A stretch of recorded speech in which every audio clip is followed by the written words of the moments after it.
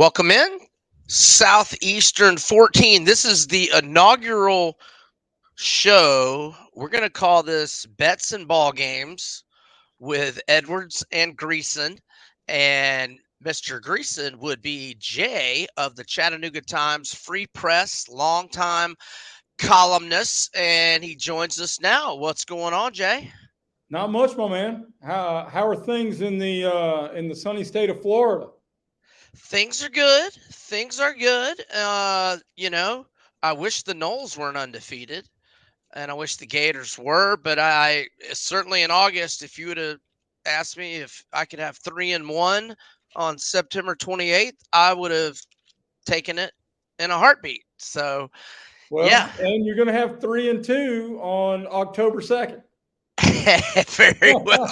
very well may be the case. Yeah, we will talk some Florida at Kentucky and all the SEC games from a betting standpoint. Now, I'm still going to be doing my normal segment with Blake every Thursday, but I wanted to do a little more, so I brought in my buddy.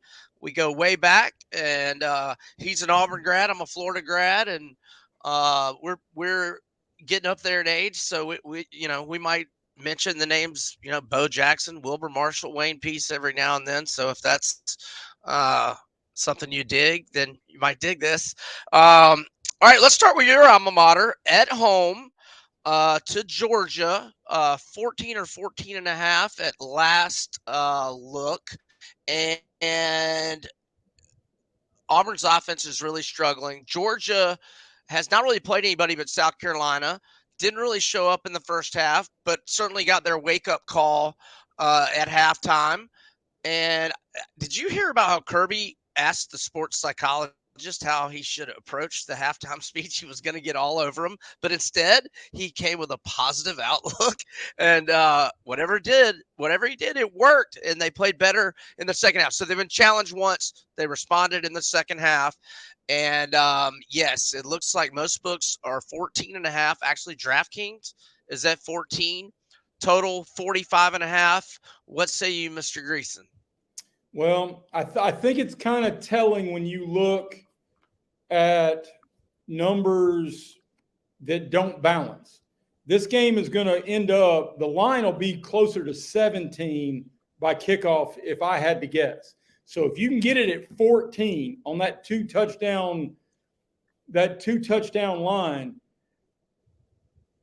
Vegas doesn't, with an over-under of 45, Vegas is expecting what? Auburn to score 7? And their offense has been abysmal.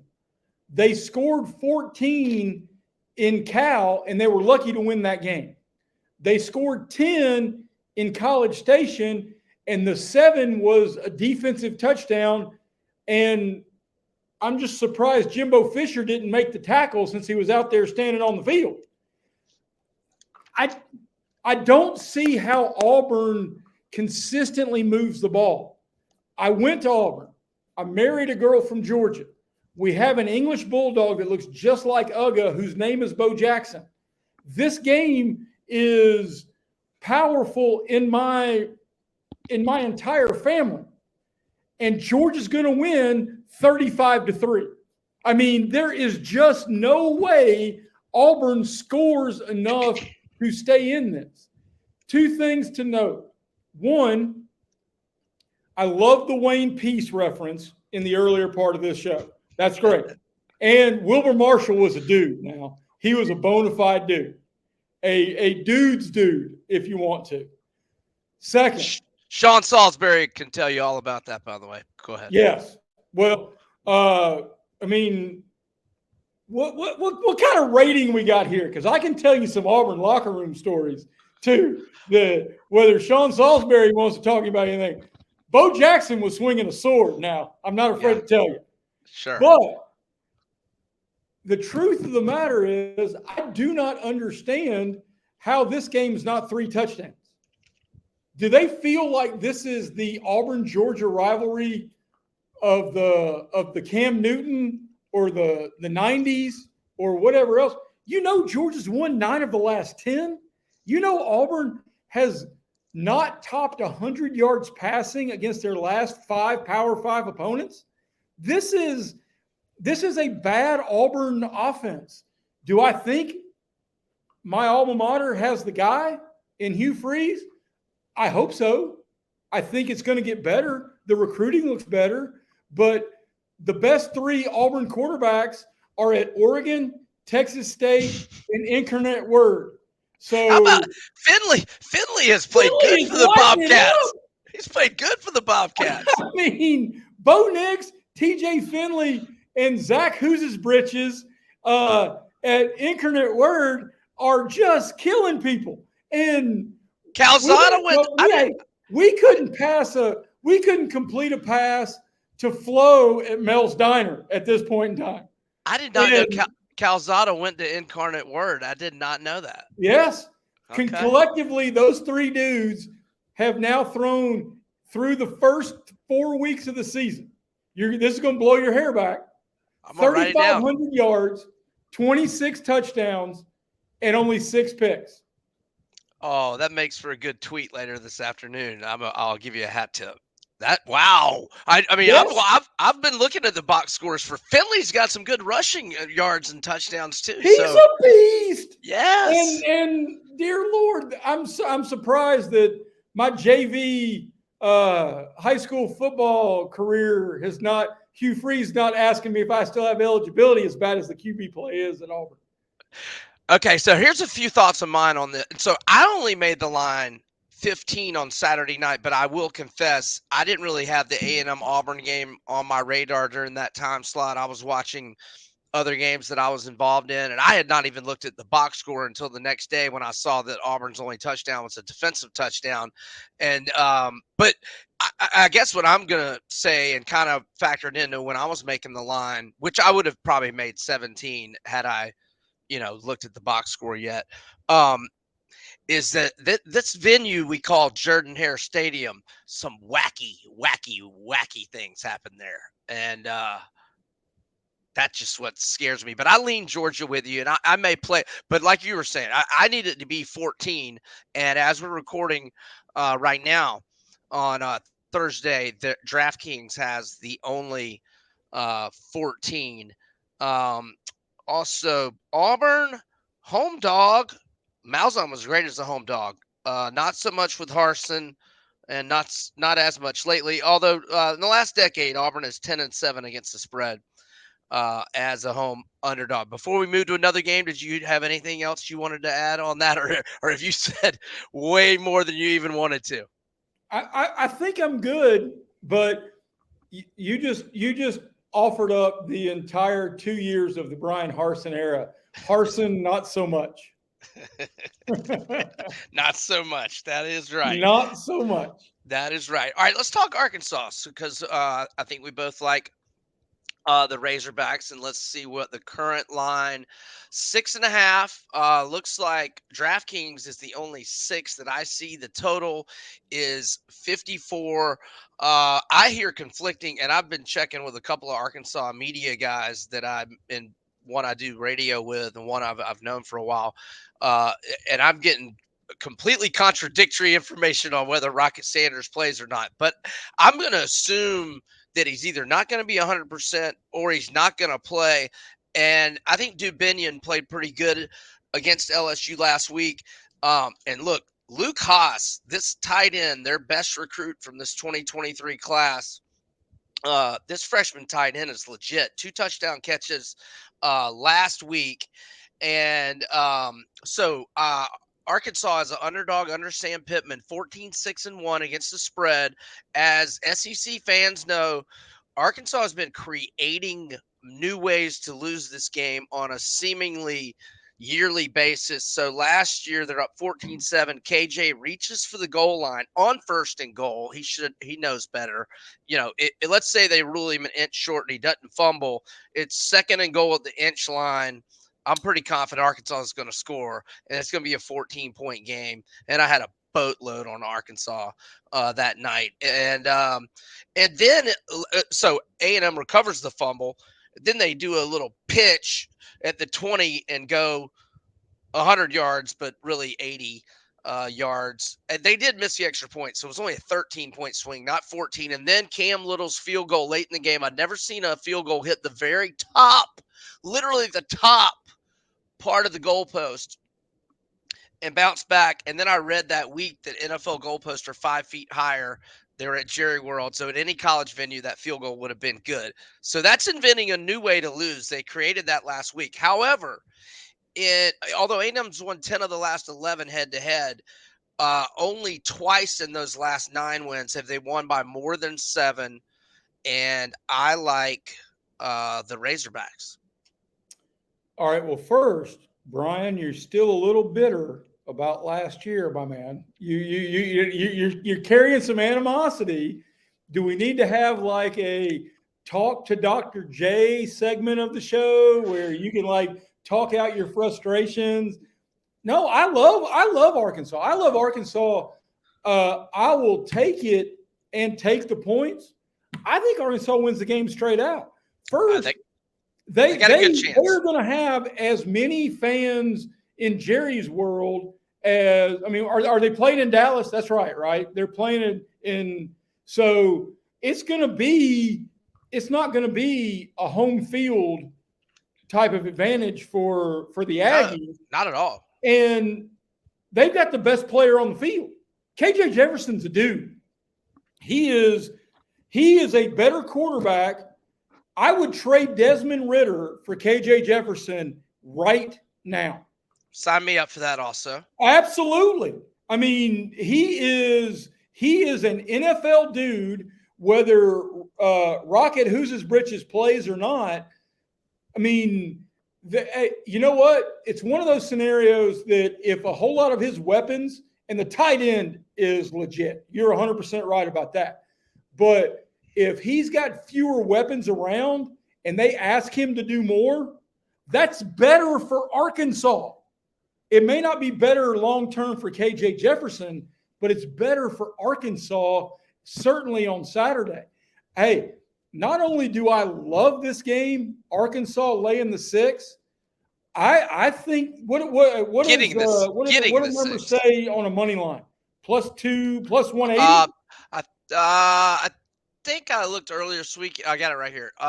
Looks like plus 200 at most spots. I mean, that feels like a really good chance to double your bet. Yeah, and the reason why I was bitter, so I from the last year's game, I actually bet it that first thing Sunday night and actually had some at 3. But I did end up pushing on some and had a little money line, so I was just bitter I didn't win all of it. So, but I did win a little bit. Is this going to be a regular part of our show that you talk about your bitter defeats from bitter? I'm still mad, and I'm still mad. Well, I mean, I'll go ahead and say it now. I lost multiple hundreds of dollars with Duke and Cincinnati in the Mayo Bowl in Charlotte a decade ago. So, I mean, if we're going to start throwing out bad beats that are going to leave a sting, I think we make a rule. It has to be more than 5 years ago. So I'll match yours. I also had Arkansas. And I had them +7. They're up 24-0 during the Belima era to Virginia Tech at halftime. And I went to this Christmas party, and I had a big bet on Arkansas. They're up 24. I'm up 31 at halftime. I get to the Christmas party. They're playing music, not like Christmas carols, like good music. But there was no TV going. Why are you hating on Christmas carols? So I forgot about the game. I didn't even check the score. I leave the party. I get to the freaking bar, and it is 31-24 Virginia Tech, and they're going in to score. And oh my God! Well, all right, it serves you right because you're hating on Christmas carols and pride. I mean, damn it, man! I don't even know what we're doing. Well, the only house I walk into during Christmas time and there's Christmas carols going is my mom's. Right. And if there's not, she goes, Alexa, play some Christmas carols. My boogie boy's home. My bookie boy. That is great. That was Oh, my terrible. word. I cannot believe you have shared that with me just now. I can't This either. is Brian Bookie Boy Edwards, for God's sakes. This is who you are. Boogie boy. All right. I'm going to have my mom watch that part of this show. All right. So we are both on Arkansas. Now, I got it 7 early in the week. I recommend buying the half point to the key number of 7. Do you like to do that and pay a minus 120 juice, or are you're not into the extra juice for the man? I'm not. I actually. I'm on Arkansas on the money line. Oh, right. I hear you. So You're not even taking the points? You don't have a bet on the no, I points, too? mean, I will take the points, but I'm not. I think Arkansas is going to be right there to the end. One, Jimbo Fisher's involved. Yes. I mean, there you go. Two, Max Johnson bailed Texas A&M out last week and Auburn wasn't prepared for him. But now Arkansas knows Max Johnson is going to be the dude. So the backup quarterback coming in and being a left-hander and catching everybody by surprise, I think Auburn would have kept that to like a 10-6 loss if they hadn't knocked the A&M starter out. Right. But now that they know Max Johnson is going to be in there full time, they know what they're getting. Go ahead. I think Arkansas has the best player. They have the better coach. It's not a home road environment. I love it with 6, but I'm probably going to play it on the money line. I hear you. All right. So ironically, Max Johnson got his season-ending injury last year in this Arkansas game. And just in general, when your starter goes down and your plan B and your backup has I don't know if he started 24 games in the SEC. What is he though? He's like 42 years old, right? Right. Did Les Miles recruit him or Nick Saban recruit him to LSU? You know who his daddy is, right? Yeah, his daddy's Brad Johnson, which means his uncle is Mark Richt. So, yeah. But it doesn't make a difference. He still got nieces and nephews older than my kids. Yeah, dude is like 46. Yeah, he's up there. I mean, but like what? Well, I take that back. Ole Miss does with Spencer Sanders, but in terms of a starting experience galore. But he has and look, I've always said the same thing about Max Johnson. He is a better than average SEC quarterback. He will never be elite, but he's better than average, a lot of experience, and he does have a very impressive 42-7 TDI-INT ratio for his career. So if you got to back up with a 42-7 TDI-INT ratio, that's a pretty good backup to have. And to your point, all of that is 100% accurate and 100% fair. But Max Johnson's never going to beat you. He's never going to beat you if you're playing against him, and he's never going to beat you if he's your quarterback. So unlike Auburn's quarterback situation that we talked about, they're beating Auburn. Auburn's quarterbacks are beating Auburn. Max Johnson is never going to beat you, but he's never going to be the guy you can ask to go beat your opponent either. All right, let's move on. I think this is the toughest handicap of the weekend, and it's LSU at Ole Miss. Kind of a weird start time, 6 p.m. Eastern on ESPN. And LSU, there's been very little movement in this line this week. It remains 2.5. 67 at DraftKings, 68 at the Westgate Superbook, but most books are 67.5 on the total. Ole Miss plus 120. There's a few plus 125s on the money line. Just a few factoids here, and then we'll get Jay's opinion on it. LSU in the last 7 head-to-head against Ole Miss, 6-1 straight up, 5-2 against the spread, and 4 of those wins were by 16 or more. But as a road favorite under Brian Kelly, LSU's only been in that spot 4 times, only 1-3 against the spread. Kiffin as a home dog, 3-2 against the spread, 1 outright win. The over is 5-1 in the last 6 head-to-head. However, they have not had totals this high. In fact, those combined scores have been 59, 64, 61, 95, 101. 48 and 65. So by my count, that's only 2 of those games have gotten over the total we're looking at this week in the 67, 68 range. I don't even know. In my contest where I have 25 specific games and I have to pick them, I don't even know who I'm going to pick in that contest. And I don't think I'm betting on this. Now, one key injury that I would like to know about is Trey Harris, who had 4 touchdowns in the opener, had a touchdown first drive against Tulane, but has now been out for 2 3/4 games. Now, they did get Zachary Franklin and Prescorn, the all AAC tight end transfer from Memphis. They both made their season debuts last week, but only had 1 catch apiece. So there you are. What say you? One, I think Jaden Daniels is the best quarterback in the SEC. And over KJ? Yeah, okay. Over KJ. And I love KJ, but I think Jaden Daniels throws it a little bit better than KJ. I don't know really what happened in the second half against FSU, but I had LSU Me too. Preseason over the 9.5 wins. I had them as got them at 20-1 to be the college football playoff champion. I got 16-1. Good number grab by you. Go ahead. I mean, I have been very high on LSU from the very beginning. I think they can score with anybody, but that defense is bad.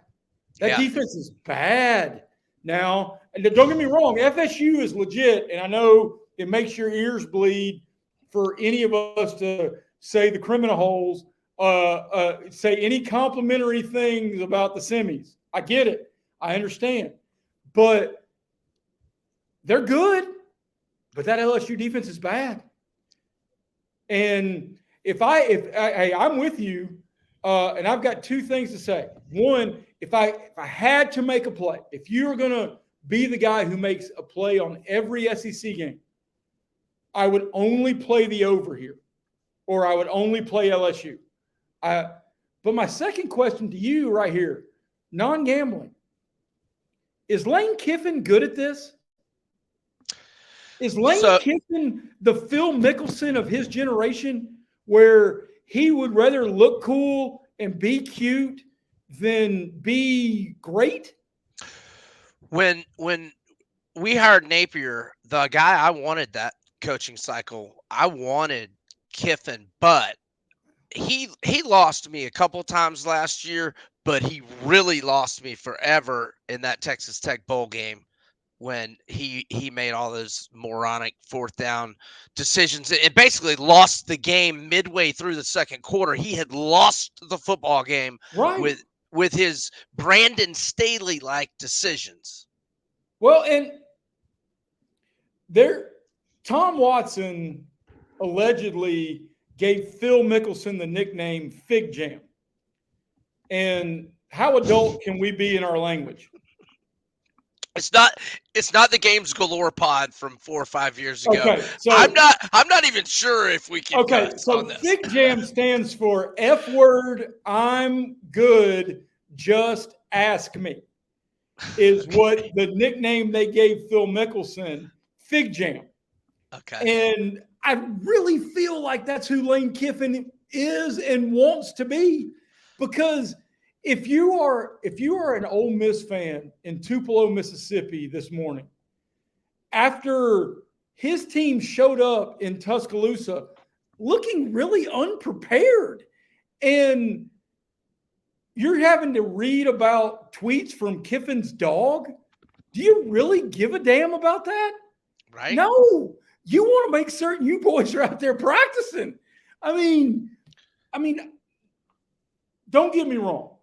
I think he's got the chance, and he's brilliant offensively. He does some great things offensively. But he's the guy in high school that would rather look cool than win. Yep. Yeah, and look, some Ole Miss friends of mine were were pretty bent out of shape last December, and then the bowl game and what they're paying him. It's a pretty important game for him. I agree. I completely agree. And I mean, that I'm not saying I'm not saying he's hot seat status if he loses, no, but no. he starts to Even lose if some he is hot momentum. seat status, somebody's going to hire him. And Oh, of course. I mean, that guy's got a job wherever he wants it, and eventually he'll be great on TV. But the only way I am comfortable backing anything on Saturday with LSU Ole Miss is the over. The only thing I would, and I know you read the numbers, but I think it has a real similar feel to Arkansas last week for LSU in that 38-35, 34-31 range. And I think it gets over, I do think it gets over the 67.5. All right, so we're both a pass on the side. I'm a pass on the total as well. I will say if Trey Harris is upgraded and is going to be anything close to what he looked like in week 1 and week 2, that would be a big deal for Ole Miss. All right, let's go Florida at Kentucky. This is another one I'm a fence sitter on. I mean, coin flip game. To me, good news for the Gators, at least in Napier. He is pretty straightforward with the depth chart and the injuries. He doesn't really BS like 75 to 80% or At least 90% of Yeah. the coaches. I mean, Napier is so apparently Eugene Wilson, the freshman receiver, is back this week. He missed last week with a collarbone. He left early second quarter of the Tennessee game. He already had 6 catches in that game early second quarter and 12 receptions, 104 yards, and basically just 2 and like 1 quarter or 1/3 of a game. So that's good for Florida. The under is 3-0-1 for the Gators, and it would probably help if I get the current line. Kentucky -1 or 1.5. The total anywhere in the 44.5 to 45.5 range. Florida 16-1 in the last 17 at Kentucky, but lost last time. And Napier, now I kind of throw these underdog stats out the window when the spread is 1 or 1.5, but I'll nonetheless note Napier as an underdog, 18-6-1 against the spread with 11 outright wins, and Kentucky 15-9 against the spread in their last 24 as a home favorite since 2019. Kentucky, one of only 3 unbeaten teams in the SEC, and they all reside in the SEC East. Missouri and Georgia being the others. This coin flip game for me. Man, we haven't really seen Kentucky play anybody yet, and I don't really know about my Gators either. I think we are improved on defense. I like the DC. I like our running backs. Everything else, I'm just kind of wait and see. I'll evaluate by the day. So, All right. what A do you couple think about this? questions for you. Go ahead. Because you know the Gators better than I do. Okay. Did Florida win the Tennessee game, or did Tennessee lose it? That's a good question. I would probably say 55-45 Tennessee lost it. Okay. Kentucky is physical. How bad did Utah push Florida around? Yes. I mean, especially with the pass rush they got on and us not running the ball. Yeah, they pushed us around bad. I am, and now not to move you back out of Gainesville, out of your alma mater, in the grand scheme of things, what do you make as a guy who's made his living betting that this line opened Florida +3, +3.5 at the beginning of the week? This is a big move on a college football game. Is that sharp money? Is that name money? Is that program profile? What do you make of that? Well, excuse me. So Circa is the sharpest book in Vegas. Like, they'll take pretty much any bet. And so I see that Circa right now is at Pick'em and everybody else is at 1 or 1.5. So that makes me think that the sharp money's coming in on Florida. But what do I make of that? I don't know that the sharp money is the accurate money in right. this. No. I think it's an interesting conversation on line movement. I like Kentucky. I think Kentucky's more physical. I think Kentucky's more experienced. I think better quarterback. I think Florida is it'll be really interesting to see how they handle going on the road as young as they are, because you know how young they are. Yep. And didn't handle the road at Utah very well. No, Kentucky's more like Utah than Tennessee is. And don't get me wrong, this is not to take anything away from Florida, because that was a huge win, not only for the program, but especially for Billy Napier. Woo. Holy cow. You want to talk about redirecting the narrative. I mean, now everybody's talking about how great the recruiting class is, as opposed to whether Napier is the guy. And well, hey, that narrative can get flipped back the other way real quick. And I'm talking about Sunday at 12. 50. No, I'm talking about Saturday at 4:30. Fair enough. I like Kentucky.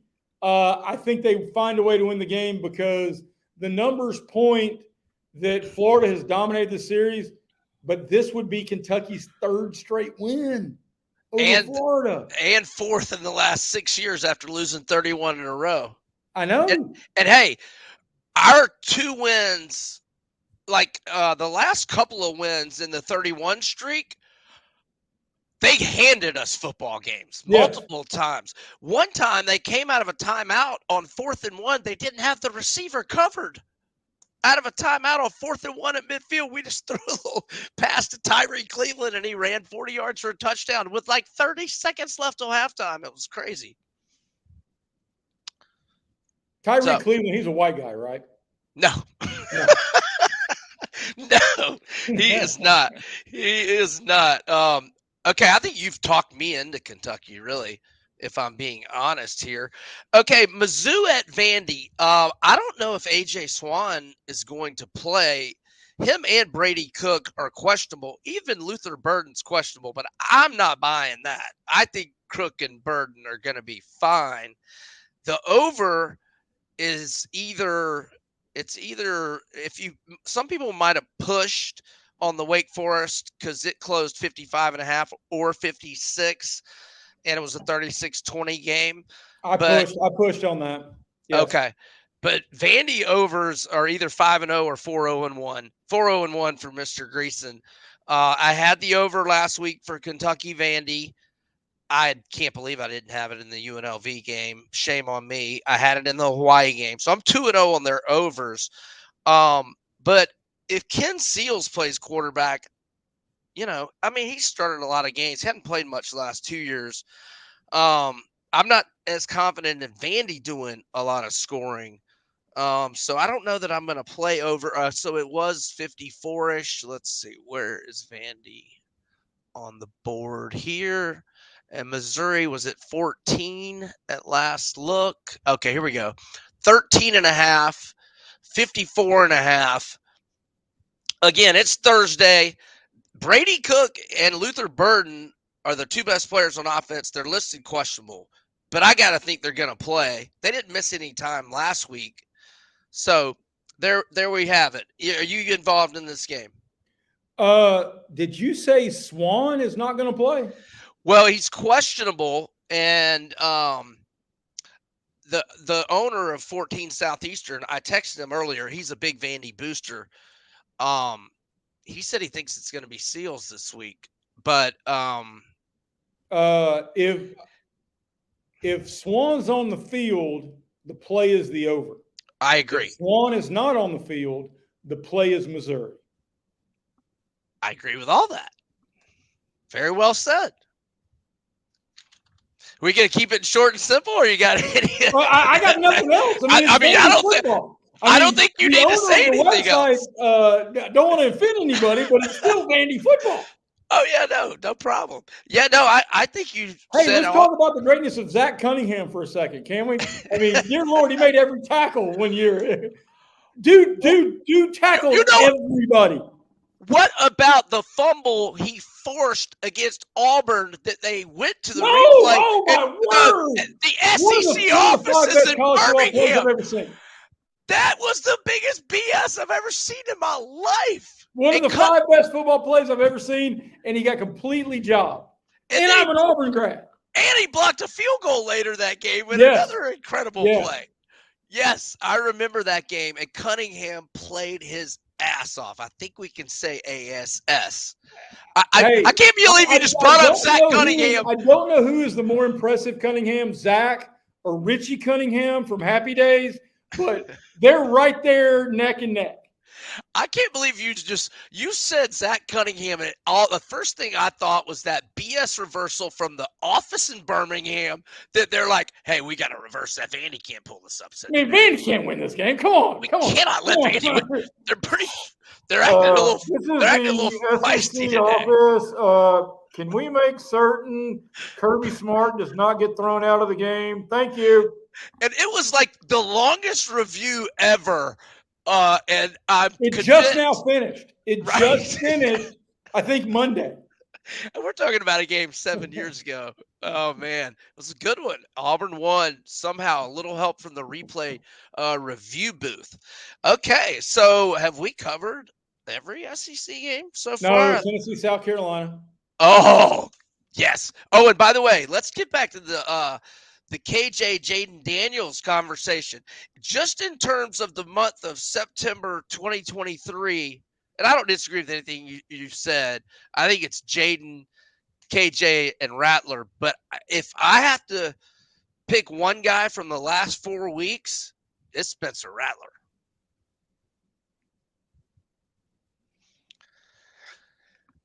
Man, I've been involved in several South Carolina games, and he's been fantastic. Last week, he was 18 of 20 for 288 yards, 3 touchdowns, no picks, also ran for 43 yards. And let's not forget, Juice Wells has barely been on the field, but Xavier Leggett has stepped up. He's not playing like first-team All-SEC. Xavier Leggett's playing like first-team All-American. He's got 27 receptions, 556 yards, and 3 touchdowns in 4 games, and had 5 for 189 and 2 tutties last week. What do you think here? Okay, first, is there a more punchable face in the SEC than Shane Beamer? I mean, honestly, that dude is the guy in your fraternity that you wanted to wear out. You just wanted to just to take him out in the yard and beat the pants off of him. He's definitely kind of a dork. Yes. Second, I don't know how many of our listeners remember Dennis Johnson, but that's who Spencer Rattler is. Black dude with freckles. It's just a strange dynamic. I'd be real curious what he would be doing if he had stayed at Oklahoma or gone pro, or gone pro. He has legit potential. Tangent before we get back to Tennessee, South Carolina. How great is this quarterback class going into next year's draft? Caleb Williams, Bo Nix, and yes, I realize say this on my chest, he has blossomed into a potential NFL dude.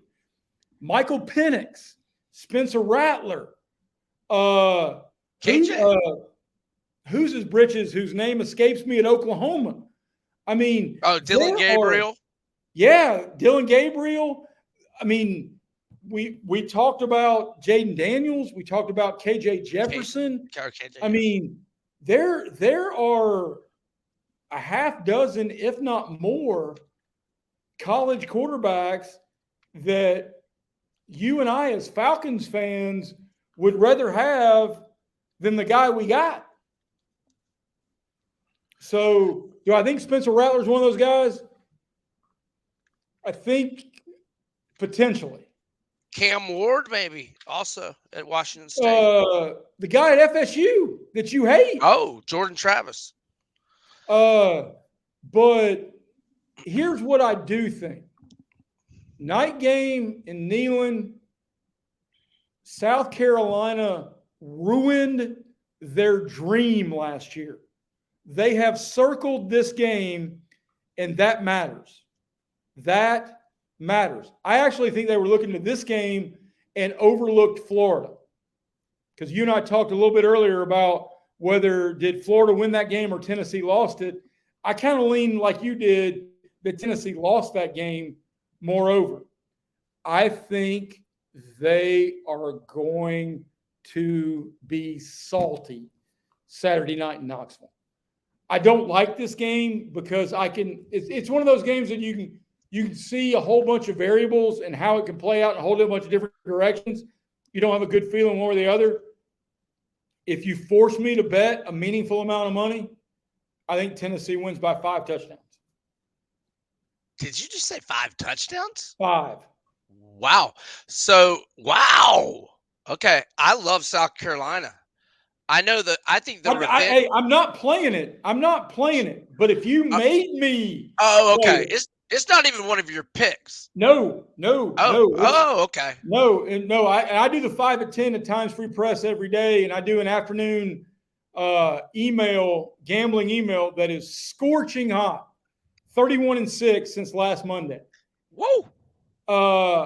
But I don't want any part of this game in any direction. But if you made me play it, I'm taking Tennessee. I just think the revenge factor has been way over put into this line. Yeah, so I just think Rattler's just playing so good that Tennessee's gonna hang. Or I'm sorry, I think South Carolina hangs with them the whole way. Another stat: Tennessee has only beaten South Carolina by more than 4 points twice in the last 13 head-to-head meetings. All right. I think we now have covered all. Well, we've got a couple of non-cons. Doesn't Bama go to? Oh wait, Starkville? Yeah, my bad. There is one more. Bama at Mississippi State. So I thought Mississippi State looked a little better last week, but I especially seeing how LSU's defense struggled so much with Arkansas. Not that we didn't see them struggle against FSU way back in week 1 also, but so it just puzzles me how Mississippi State did not play better offensively against LSU. But Will Rogers got it going again. I think I threw for maybe 458 if memory serves. But anyhow, yeah, Alabama's offense. I just can't lay more than 2 touchdowns on the road with that offense. It just looks bad. But now, no, I'm not saying I want to take Mississippi State either. Yeah, I'm really a fence sitter on the SEC games other than, I said I like South Carolina. I like Arkansas, and I think you talked me into Kentucky, and I lean Georgia. But, I mean, this is a stay away for me. Me too, completely. You go there, you hear the cowbells. I think Alabama got motivated. I think Saban truly kind of rallied the troops a little bit, both to beat Kiffin and to redirect the narrative after the Texas debacle. But I don't know how good they are. I mean, I don't know how good they are. And I don't know if the Milroe kid, he's not going to light you up. I mean, look around the NFL and think about a program that has had Tua, has had Hurts, Tua, Mac Jones, and Bryce Young as your last four quarterbacks.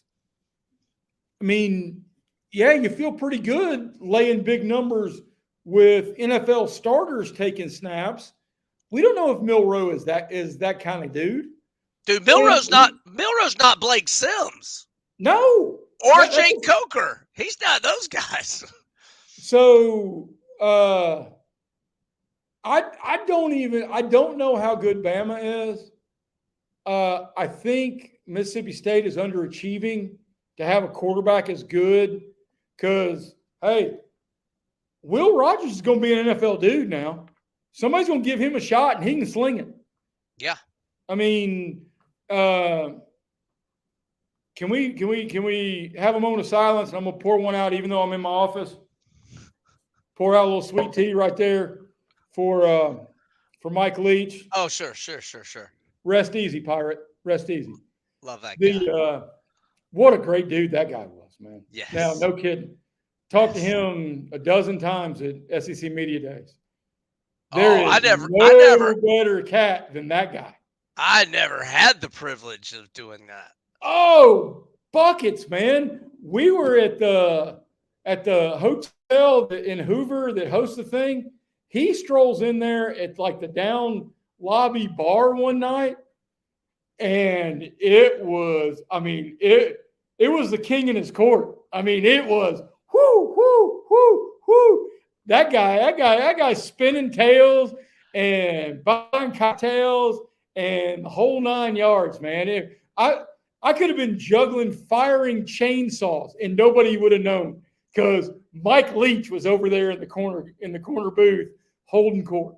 Oh man, so like I've never even thought. So I've always said if I could have beers, with like a handful of, it would be Barkley, Bird, and maybe Leach, Spurrier. You got a top All right. four? Hey, I've got a story. I got stories on everybody that you've mentioned, but Bird. Okay, go ahead. All right. Early in my tenure here at the TFP, they were still doing the SEC Media Days golf tournament. At that point in time, it was before I was married. I wasn't a bad golfer, but you played with the coaches. You played with the SEC media folks. Sure. I find myself in a group with Spurrier. Oh, you lucky First dog. tee shot. I hit directly underneath it with my driver, and it goes 9,000 feet in the air and travels about 26 yards. And Spurrier pauses as he puts his ball on the tee and on the ground. He goes, "Don't worry about it. That's like an elephant's ass, high and stinky." And then just pipes one right down the middle. I mean, right down the middle. It was golden. I've never felt worse about a tee shot, but I don't know if I've got a better story. Nice. That is excellent. Now, you've met Barkley at Auburn many times, I'm sure, or handful of times. Yeah. I am about the same height as Barkley.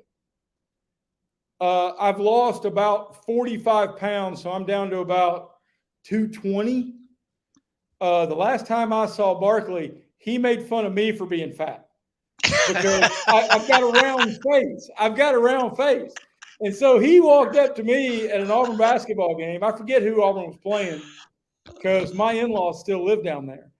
And he walked up to me and goes, "Don't I know you?" And I said, "Yeah, I've met you a handful of times." And he goes, "Yeah, you're a sports writer, right?" And I go, "Yeah, I am." He goes, "You got a fat face." And he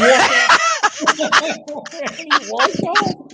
He walked off. And you know what?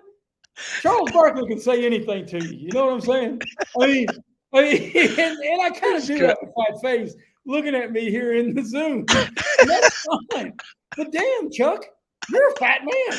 Right? I mean, yeah, you could have come back with many weight jokes on Yeah, him. but I'm just so flattered that Chuck He Hayes remembered remembered you. who I was, and it was funny. So Yeah. hey, if you're going to deliver jokes, you got to be the butt of jokes too. You know what I'm Yeah. saying? Yes, yes. All right. So as we start to wrap up here, and I'm going to give you another chance to tell everybody about the newsletter they need to sign up for and all that kind of good stuff. But DraftKings has got some look ahead lines for some of the SEC games. So I want to see if you take a stab at it. And like I said, I made Tennessee a 5.5-point favorite against South Carolina. You know, when we play this game, you want your line to be way different. But, Right. so I was thrilled when South Carolina was plus 12.5, and that meant, boom, I'm on South Carolina. But it normally doesn't work like that. In fact, all the SEC lines I wrote down Saturday night and I tweeted them out. I was within a 1.5 or less in a lot of cases, except for the South Carolina and Tennessee game.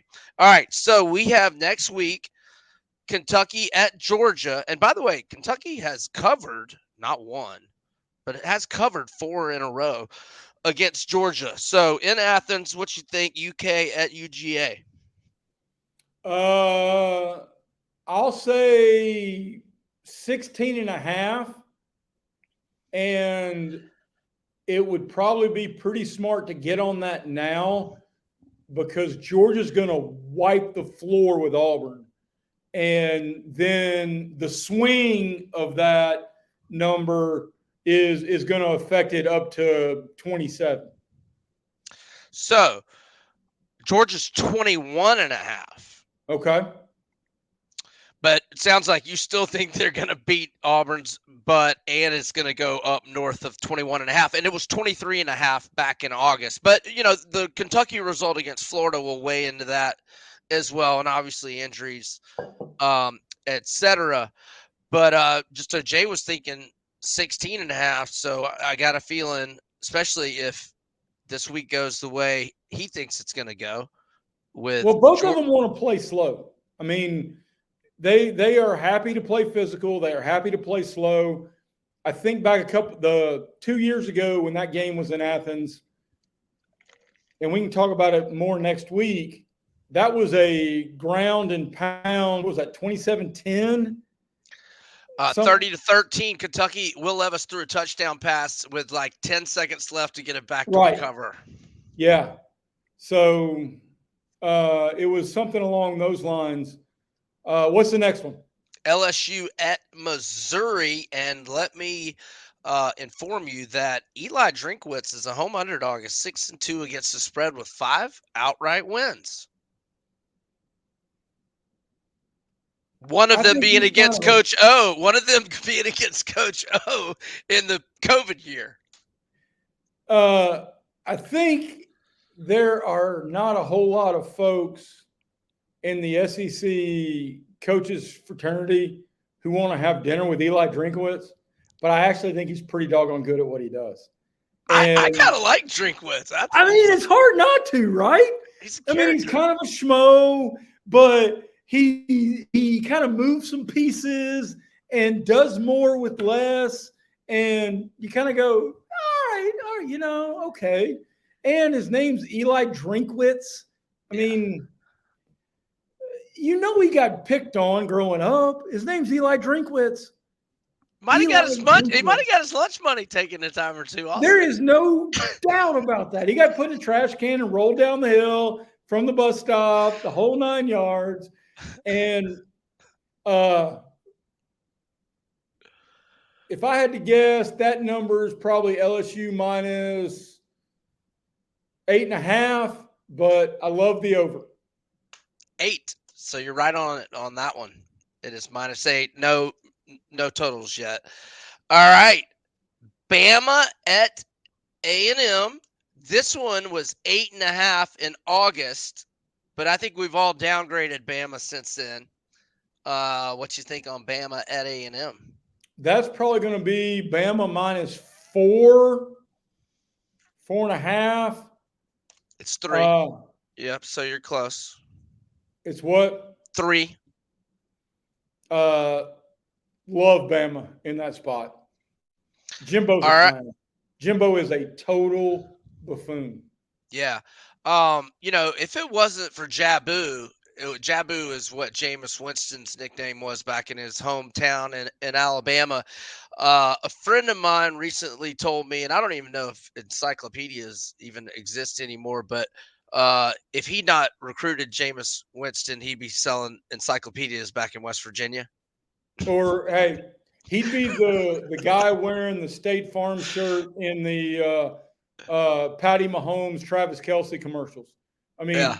Jimbo's a buffoon. Yeah. I He is. don't know a dude who has wasted more talent. Yeah. Yeah.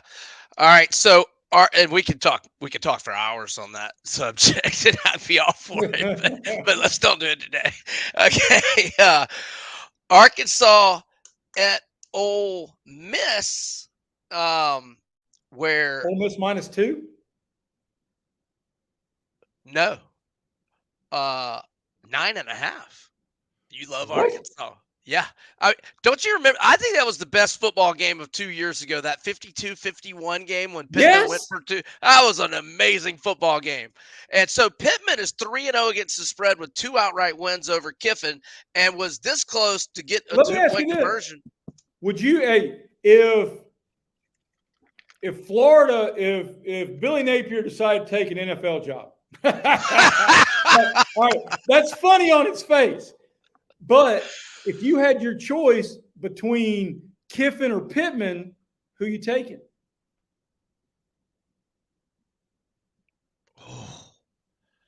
Wow.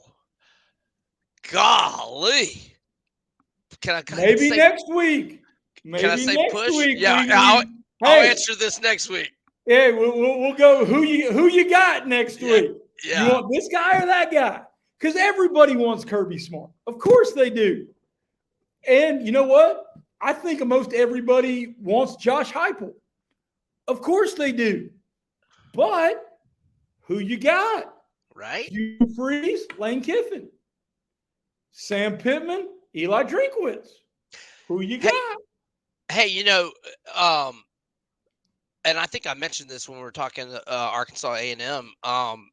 There's some unrestful natives in the Ozarks right now, which I thought they loved the guy, but like, have you ever heard of this guy Jake Buckett? He played at Arkansas. Apparently, he was raising hell on Twitter and the whole fan. Like, I don't know. It was Arkansas Twitter was going off yesterday. But anyway, I think there is some criticism coming in on Pittman right now, stemming from his decisions in the BYU game. Couple of fourth down decisions that did not play well with the fan base. But anyhow, yeah, I want to revisit that next week. Yes. Out of Kiffin and Pittman.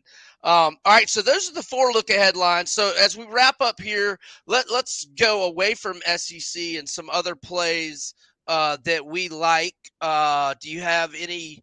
And I know you've been killing baseball. Is the regular season? I don't keep track. Well, I've made a lot of hay finding plays and laying the 1.5 on teams that are playing games that matter. Baltimore last night, Tampa Bay last night. The Braves offense has been a juggernaut. But beyond that, in terms of what we're looking to is what we're talking about in terms of college football, I am going to be on the USC over unless it gets to triple digits. Their defense is bad, and Caleb Williams is him. All right? He is that guy. And Lincoln Riley is happy to turn him loose being that guy. So now they're going to the house that Deion's trying to build, and you're going to tell me he's not going to want to hang 70 on someone he's going to have to recruit against west of the Mississippi? Honey hush. That game will be in north of 100. Yeah, and Colorado really is missing Miles Slusher, the former Arkansas safety who had 6 tackles in the game sealing tackle against TCU. He's been out the last 3 games. And I think Shiloh Sanders is playing this week, and I'm pretty sure he's their leading tackler, but he had to go to the hospital for something after the Oregon game. I haven't really done a whole lot of studying on that game yet, but I'm not against your thought process of overs when it comes to USC. So I will throw out one. I like BYU on the late game Friday. So I liked BYU. I made them 4.5. They're at home to Cincinnati. And I liked it at 2.5, 3. And I was in my car Tuesday and I was like, oh, I got to put that in when I get back to my computer because I don't want it to move above 3. I get back and they're underdogs. Apparently, a pick service out in Vegas released the Bearcats as a play. They must have a lot of subscribers. A lot of money came in on Cincinnati. So now BYU's a home underdog. They've won outright in each of their last 4 games as a home underdog. They're 19-3 straight up in their last 22 home games. And Cincy has got to travel across time zones into altitude on a short week of preparation. BYU won outright at Arkansas. They did lose 38-27 at Kansas. It was a back-to-back road spot. But Kansas is good, and in my opinion, and Kansas had 2 defensive touchdowns. So I think that was a little bit of a misleading final. So BYU, again, I like the last look. Oh, here it is. Wow. Plus 2.5 at Circa, which apparently means more sharp money. Sharp meaning heavy amounts, not necessarily accurate. Not necessarily winning amounts. Yes. The only way I bet on BYU or Utah is betting on them at home, because for the most part, they are more physical than your team is, and they rarely beat themselves. I'll tell you another one, Air Force. I'll ride Air Force all year.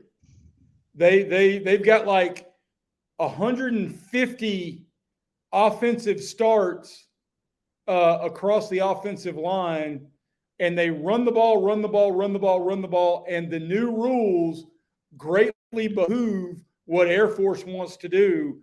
And I'm telling you, I'm going to be on USC over and Air Force all year. Air Force is 10.5 at home to the San Diego State Aztecs, who continue to struggle offensively since the beginning of time. Nah, they had some good offenses. Marshall Faulk, a little Rashad Penny. That's only probably 5 or 6 years ago with Penny. But all right. I think Tony Gwynn went there. No, he may have gone to like the University of San Diego. He played basketball for the Aztecs and baseball. He was an NBA draft pick by the Clippers in the 10th round, back when the NBA draft had 10 rounds. I knew he played basketball. I did not know he was a 10th round pick. Okay. Long before he was fat. I mean, hell. Look what I got, by the way. Stole 50 bases in a year. Since we're switching sports combos. Oh, buckets now. I got this. I'm gonna need your expertise. I'm gonna have to pick your brain on some college basketball because I'm doing a afternoon gambling email Monday through Friday through the Times Free Press, and it's easy during baseball and football. I got to figure out a way to make basketball work. Now tell our listeners how they can get signed up for it. And by the way, we can do this show during basketball. Blake Lavelle, one of my cohorts here at 14 Southeastern, is super sharp. They've been doing like preview videos for like 2 months. I mean, breaking down positions and everything. So yeah, we can continue doing this during hoops. But tell our listeners how they can get signed up and about the 5 at 10 where you've broken Cal Ripken's streak. Yes, I am. I've gone every Monday through Friday, the 5 at 10, since Cam Newton was at Auburn. So 2010. Yep. Late October of 2010. We're north of 3,300, something like that. But the new gambling email, and you can sign up through timesfreepress.com. We've been doing that for 11 months. As I mentioned earlier, on a 31-6 run since last Monday. And in those 11 months, if you had made every bet I suggested, you'd be up 91 units. Whoa. Hello. I mean, even if you're just betting $100 a game, that's 9,100. That's nice. Whatever your unit may be. Brad, I know that you've got a bigger unit than most. I love it. Tell them your Twitter address. Tell them whatever else. Plug whatever It's at else. the letter J, Greeson, Greson, TFP. On. Do you still call it Twitter? Because I call it Twitter. I don't like X. I have not transitioned to X quite yet. Certainly not in conversation. And I think it might be a minute until I do. I do too. Do you still call it the Carrier Dome? For God's sakes, I still think Syracuse is in the Big East. Right. And Jim Boeheim's still their head basketball coach. No, you want to talk about a flesh pickle now. Jim Boeheim is an absolute wow. Wow, what a dude. Anti-dude that dude is. I mean, I got 1,000 stories. I've been in too many places and too many times. For God's sakes, I'm the one who was sitting in the Masters green room and asked Tiger if he felt like he let his fans down after the whole sex thing came out. And I thought he was going to stare a hole through me. You know that beam that the Death Star shoots that destroys the planet in the first Star Wars? That's what came out of Tiger's eyes directly into my chest. Right on. All right. See, Jay and I, we can get to yapping and we can just go off on tangents all over the place. But since this is our debut of the Bets and Ball Games with Edwards and Greeson, we're already over 1 hour. Oh, and I've got to do a show in Clemson in 15 minutes. So we're going to wrap things up. We're gonna wish you best of luck, with your bets and ball games. Do us a favor, follow us on Twitter at 14 Southeastern, and please, Southeastern 14 YouTube channel, please subscribe and all of that good stuff. For Jay Greeson, I am Brian Edwards, and we are over and out. We'll talk to you next week.